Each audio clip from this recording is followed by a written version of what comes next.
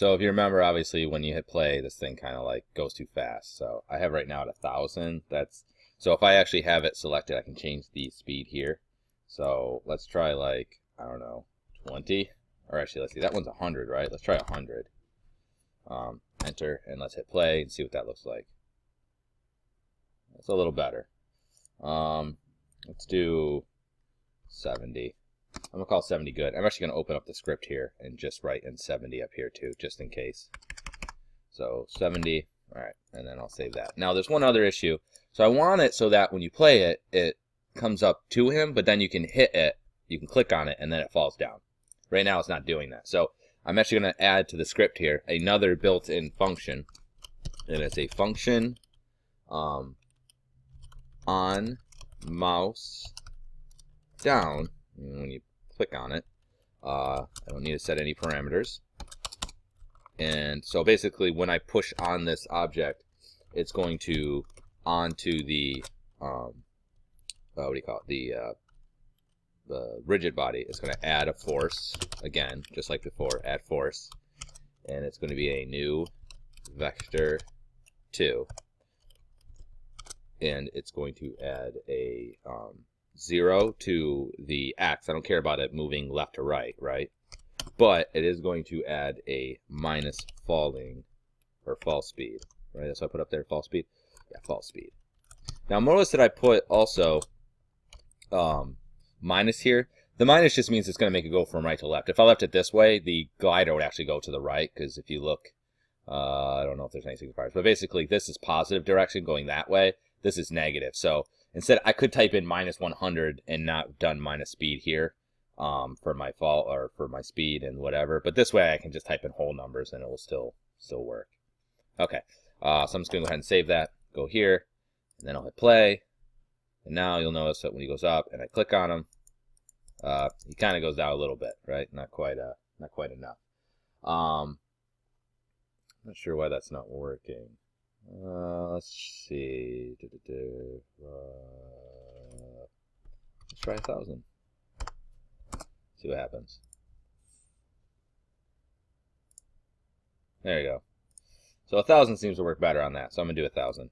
I think it's creating friction from the. So I'm just going to go ahead and put 1,000 in there.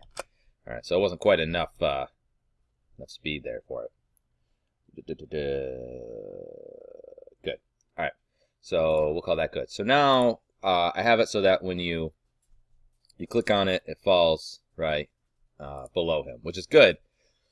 The other thing I need to have happen though is I want to have multiple ones of these spawn. Okay, so not just this one. I want to have multiples of them. Okay, so I need to make a script that's going to spawn them. All right, so that's what we're gonna do next.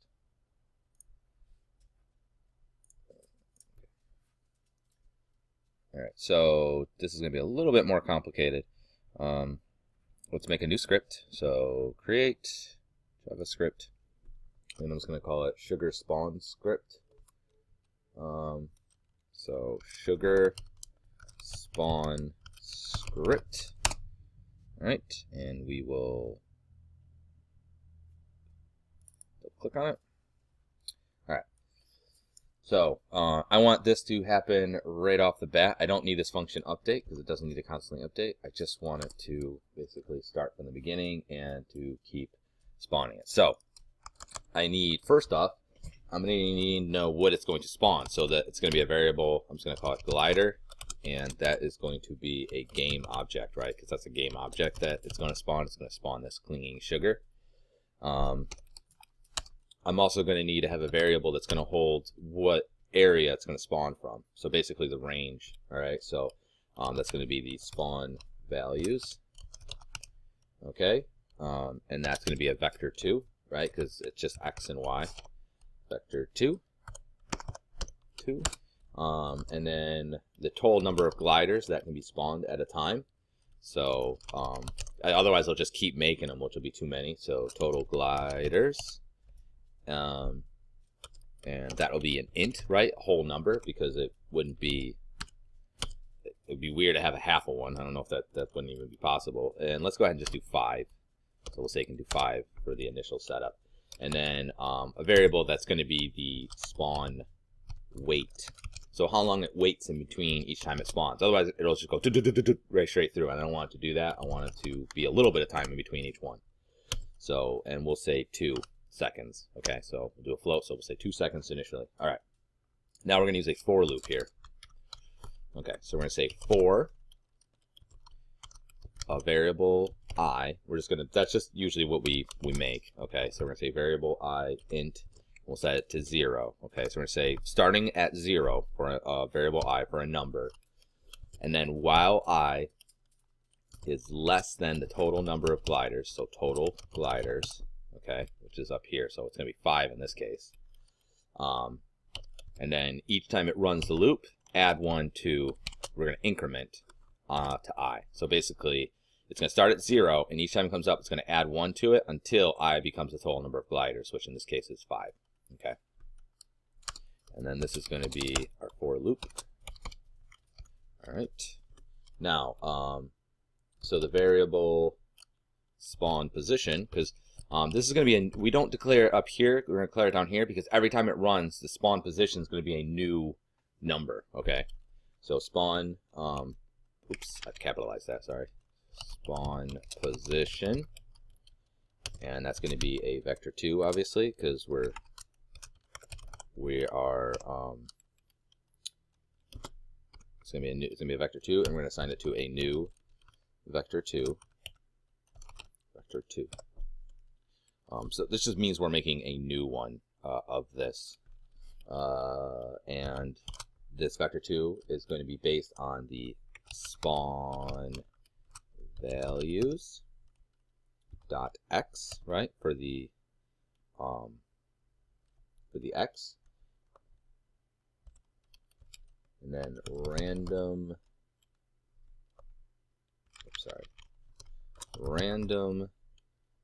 dot range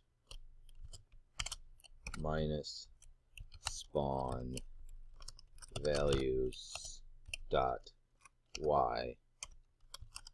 Oops, spawn values dot y. Good, and then do. Oops, sorry about that. This. Good. Okay. So what this thing is saying, okay, the spawn position is going to be a vector 2, and then this is the vector 2 we're going to make that's going to go into this. Okay, so that's why it says new vector 2. And the vector 2 is going to be spawn value dot x. Okay, so we have spawn values, it's a vector 2, so it has their spawn value dot x and their spawn value dot y. Right, so that's why it's 2. So spawn value, spawn values dot x, because what I'm going to do is that it's going to be here in my x position. This I don't want to have any range to. It's just literally going to be whatever number this is, which is probably 1, 2, 3, 4, 5, 6, 7, 8, 9, somewhere around 9 or 10. Okay, so it's just, I'm just going to want it to be 10. I never want it, I don't want it to spawn in here or out here. I want to spawn just on this straight line. But then the spawn values dot y, that one I want to be a random dot range. Because basically what I want to have happen is I'm going to say, like, let's say I go 1, 2, 3, 4, 5. Okay, so it's 10 up and down, right? So let's say I put in 10.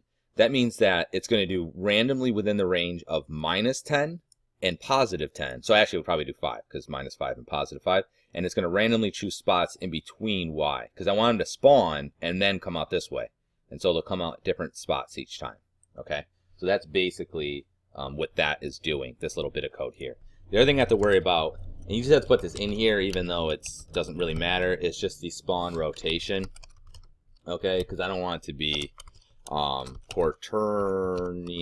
You might remember that from is equal to quaternion dot identity. Okay, so you may or may not remember that from working in Maya or other 3D programs. Normally we work with Euler curves. It's EULER. But quaternion is another mathematical way of figuring out rotation. So we're just saying, you know, spawn it at like a 0. All right, so that will do that. So that's going to determine where what the spawn position is, and now we need to actually instantiate this. So instantiate. All right, I don't know if I spelled that right or not. It's not showing up as a keyword. Okay, so we're going to do instantiate, and we want to instantiate the glider at the spawn position, okay, and the spawn rotation. So that's why we have to put rotation up here, because it requires three properties to be applied to this. Even though we don't really care about the spawn rotation. And then after it instantiates, before it runs the loop again, we're going to say yield, okay, wait for seconds, and we want to wait for, remember we put up here spawn wait, okay, and that'll be it. Then we're going to save this, and more than likely there's going to be an error in it. I'd be surprised if there's not, so let's see what it says.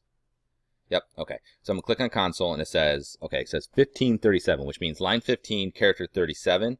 The name quaternion does not denote a valid type. Okay. So you can see, obviously, I was running into an issue. So I spelled it wrong. Oh, I put an R in there. That's why. I wrote quaternion instead of quaternion. There we go. Control S. I was wondering why it wasn't highlighting. And let's see. Click back in here. And good. So we're good on that. So now what I'm going to do is go back to project. And if you have other errors, just look what line it is and see what you might have messed up. I'm going to go back to project, and I'm going to grab this sugar spawn script, and I'm going to go ahead and throw it on game controller, since that's my controller. All right, and then here I can assign what I want. So right off the bat, like I said, it's 1, 2, 3, 4, 5, 6, 7, 8, 9. So we'll say 10 for X. I want to be 10 out here that it's going to spawn. And the Y is going to be positive 5 and negative 5, right? Because this is origin. So we go 1, 2, 3, 4, 5. So we'll type in 5. I hope this is right. The total number of gliders that it can create at a time will be 5, and it's going to wait 2 seconds in between each one. It needs to know what to spawn. So what I can do is I can take this guy. Oops, go back on here. I can take the clinging sugar and pop him on here. And it's going to wait 2 seconds between each one, and it's going to make them, and you can see it's going to randomly set them up here, and it's going to make 5, and then it's going to stop doing it. All right. Now the thing is, I don't really like this because I always have this one here. So what I'm going to do is I'm going to make this into a prefab. Okay, so I'm going to right click, create, folder, prefab. And basically what it is, it's going to be something that, it's like an object that you can reuse over and over and over again. And all you got to do to make it is you just take the object and you just drag it down in here. And that's it. And now, and I'm going to go ahead and just delete that. And go in controller, and I'm going to click and drag from the prefab up into this. And now it's going to take from the prefab every time. And all of them are going to be instances of this. So if I change this in any way, it will change all the rest of them. So let's see. Whoa, that one missed. So I might need to change my my range here, because that one just went off to the direction there. So it's not going to be quite the number I was. So now it should go up to 5. Oh, never mind. That one went way beyond. Okay, so I'm actually going to go ahead and change that number a touch. So instead of 5, we're going to say 3 above, and we'll say 3 below. I think that's probably good enough. So I'm just going to go up here and change the, oh, actually, never mind. I don't even need to do it in there. I'll do it over here in my game controller script. So instead of doing 5 for Y, I'm going to do 3, and that way it'll be better. I'm going to save this. Okay, so there's one other thing I need to do is that right now, if they go and I hit play, if I click on it, it'll go down. I have to do it a couple times here. Not quite enough force here. Right? The problem is, though, let's see. Yeah, all right. It'll do 5. But then if you look at your scene here, and they're probably way out there now. I don't know where they are. But they're still existing in the scene. You can see them right here, okay? Because what happened, more or less, is that they fell off, and now they're just floating away into Never Ever Land. So, although maybe that's fine, actually. We'll just leave it like that. That's fine. Okay. And now that scene is done. Okay, so, let's see, game, good. And then you just click next. So all I'm going to do is I'm just going to save this, and I'm going to make a new scene. Where are you? New scene. Right, and I'm going to Control-Shift-S to save this under Scenes. And I'm going to call this one Level 2. Right, and then go to File, Build Settings, and we will add Open Scene. And then you will see now that when we do the asset here, it will work, okay? So next scene.